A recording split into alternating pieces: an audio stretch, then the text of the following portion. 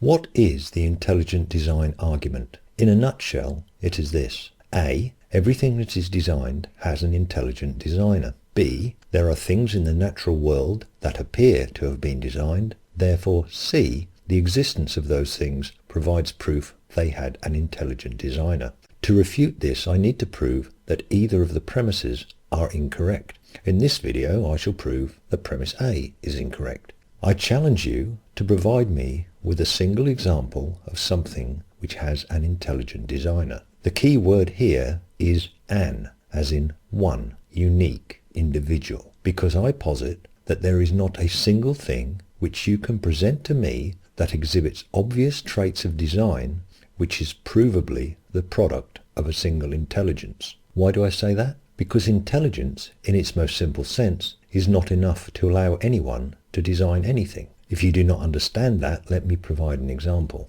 Isaac Newton, I think you will agree, was very intelligent.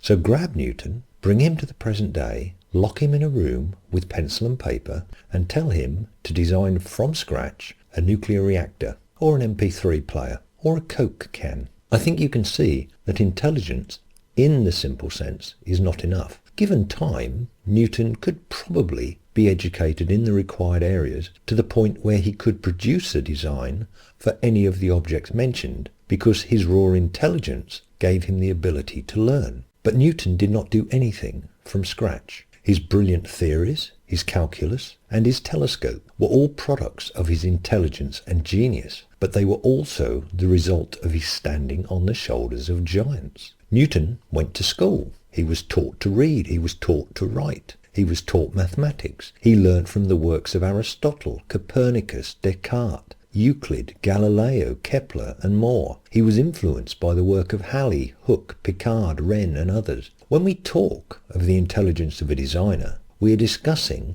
the final application by an individual of the accumulated knowledge in a specific area, knowledge which has been accumulated over thousands of years, with the observation of the effects of the application of that knowledge adding to it in a form we call experience or wisdom. No individual, whatever their innate intelligence might be, could design anything without first learning, and so everything that is designed does not have an intelligent designer. Everything that is designed has dozens, perhaps hundreds of designers whose guesses, insights, observations, or plain dumb luck have contributed to the design of that object. And every one of them had to learn through education, which requires a teacher or source material, through trial and error, which requires that there is a metric of success, through happenstance, which requires the knowledge and wisdom to exploit what has been stumbled upon.